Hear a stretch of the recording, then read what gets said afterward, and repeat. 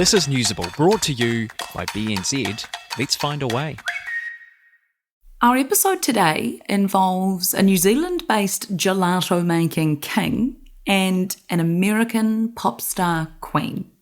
I'm talking about Gianpaolo Grazioli, or Giappo, and Cher, a duo that may seem unlikely until you rewind back to 2018 when Cher was last in New Zealand. While she was here, she visited Giappo, the place where Auckland gelato dreams are made of, and she instantly fell in love. She declared the gelato was the best she'd ever tasted, and she called Giappo the Michelangelo of gelato. Kia ora, this is Newsable. I'm Emil. And I'm Imogen, and this is what's worth talking about.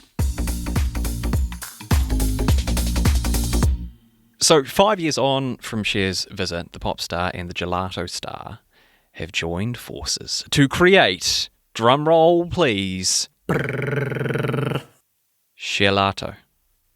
Get it? I love it. It's a roving ice cream van, and it delivers the gelato goods to the people of Los Angeles. And here to tell us more about this incredible mashup, joining us from LA, is Gianpaolo Grazioli, or Giappo himself. G'day. Thank you very much. I'm excited to be here with you guys, and thank you for the opportunity. I'm excited to hear about this. So tell us about it. How long has this been in the works, and how did it work? Did Cher approach you? She did. Usually you don't pitch people of that caliber, you know. They're too far away from us. But one fine day in 2018, a phone call, and it's Cher from LA. And that's where the story started. Did you always know that this was what was going to be? Like, take us through the development of all of this. I've always had a good feeling about Giappo as a business and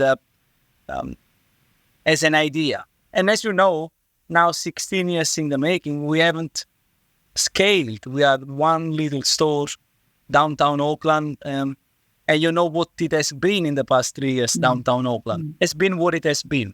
But you know, Cher was there, and in these 5 years, we've been talking and talking. I've been coming and going.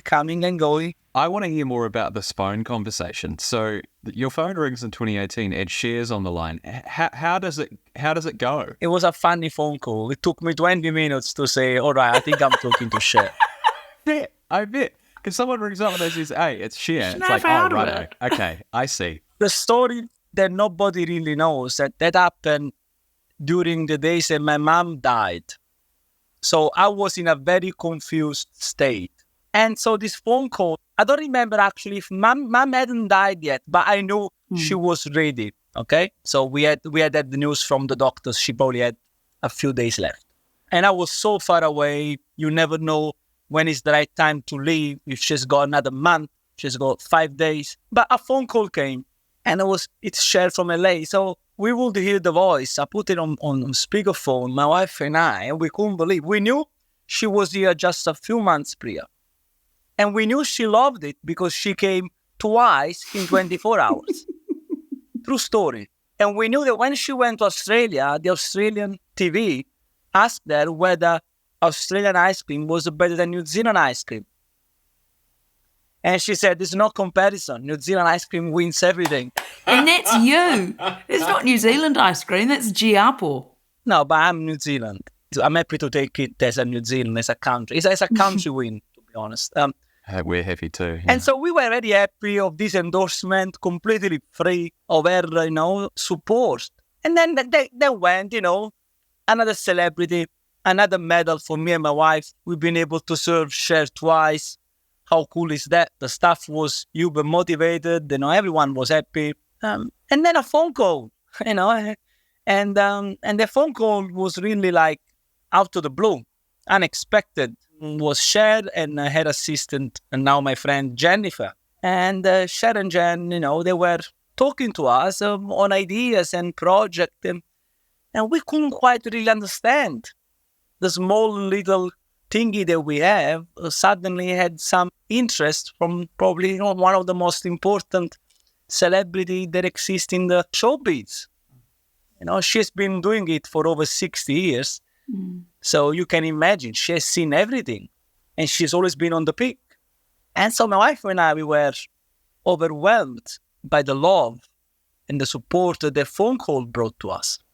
And the conversation kept going. But then suddenly, as you remember, COVID came. And when we were ready to do it, then we were pulled back. But all good. Now we are here, It took us 5 years. Everyone's goals are different. Maybe you want to start a business. Maybe you want to get into your first home. Maybe you want to build a giant space laser and vaporize a planet. For that, you might need a Sith overlord. But for pretty much anything else, all you need is BNZ. No matter what future you imagine, let's find a way. Tell us about the flavours. How did you develop the flavours with Cher, and tell us about them? Well, I am responsible of them as much as she is. She's a truly ice cream connoisseur. I found the person that understands ice cream. She's an expert. Really? Emil, she has no vice. She doesn't drink. The only vice that she has, that everywhere she goes, she has to have ice cream. And if you go to her home, you look in her freezer, it's full of ice cream. Wow. And not of the same brand. She has got this from that brand and that from that brand because that makes it better. She's fundamentally an ice cream lover. It brings her happiness. And probably was always with her the idea of having an ice cream truck or an ice cream business and in a way to make people happy, And so this is how the conversation started. It was also part of the first phone calls that she's genuinely an expert. Not like, surely she's the dancing, the show girl, and she's the singer and the voice that she is, incredible voice. If you listen to the new album coming out, goosebumps all the way. The movie star, the Oscar-winning movie star that she is, she has done it all. But she's, most of all, an ice cream lover. And so she related to me, expert to expert. Part of this is she's not like taking me on board and say, Japo, you do it. No. She's part of it. So we designed the flavor together 100%. Yeah, and she has been tasting everything with me all the way through. Can you tell us about some of the flavors that you developed together, Japo? Okay, so at the moment, I give you the 6 flavors that we have. We're running a truck, Emil, so we don't have a lot of room and we cannot run an extensive menu. I will never run an extensive menu, not even a Japo. We have avocado. LA really lives on avocado. Everyone eats avocado every day. Avocado is their number one food here, all California. And so I made an avocado on toast. So we buy some bread with breadcrumb.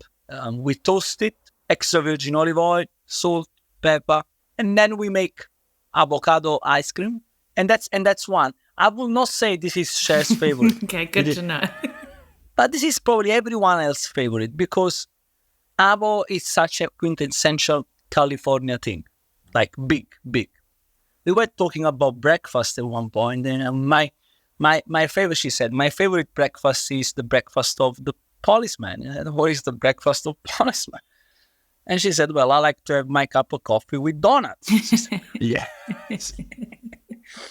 Okay, I said, And so I said, well, why don't we make it? I said, oh, let's make it. So we made some donuts and we collaborated with a great coffee roaster here in town called Alana. Yeah, we made this wonderful cup with some Mexican chapas coffee beans and donuts. And it's a bestseller. Will you be recreating any of these flavours for your Kiwi customers? We are. Great. The idea is that very soon we'll be doing a gelato day at Japo to honor the collaboration and the partnership and So there will be all 6 of them in exactly the same way that we do them on the truck. I'll be down there, don't you worry about it. Japo, you talked about how this all happened at a tumultuous and emotional time in your life, and then, of course, it took a long time for this to happen, 5 years for it to happen. For you now to finally see this truck and to have achieved this thing with this incredibly prominent person, it must be really surreal for you. I've been crying for like 10 days straight. Yeah. What can I tell you, Emil? I still cry every day. Tears of happiness.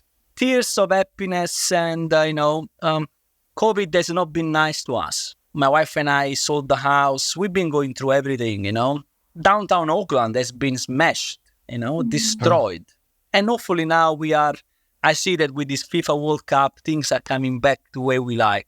There is more people going on and there is a different vibe. We have the problems that we have, but the vibe is different. And, there is a good feeling all around. Well, I very much look forward to tasting some of these flavours on Gelato Day. So keep us posted on that. Gianpaolo Grazioli, thank you so much for chatting to us today and telling us your amazing story. Thank you. Thank you for the opportunity, guys. My privilege. That's Newsable for today. I'm Imogen Wells. And I'm Emil Donovan. Remember to give us a follow on your favourite podcast platform. You'll get all of our episodes delivered straight to your phone without you ever having to lift a finger, really. We put out bonus episodes throughout the week as well, and of course, Monday to Friday at 6 a.m. Chat to you on Monday morning. Till then, have a great weekend. That was Newsable, brought to you by BNZ. Let's find a way.